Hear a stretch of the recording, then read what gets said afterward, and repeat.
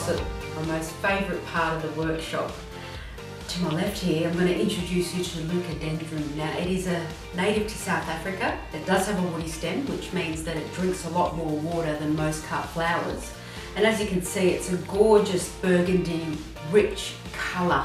Now, the colour red, I'd like to share something with you. If you are lacking stimulation in your life, you need to surround yourself with red flowers. Now, what the colour red does, it increases your heart rate, it increases your appetite.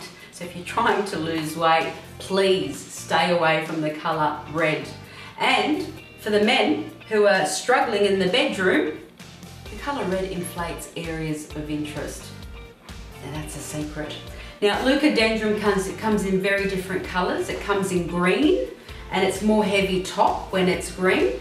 And it also comes in variegated green and red, and it's got a tinge of yellow going through the leaf. That is one of my favourite Leucadendrons, and from memory I think they call it the Safari Leucadendron.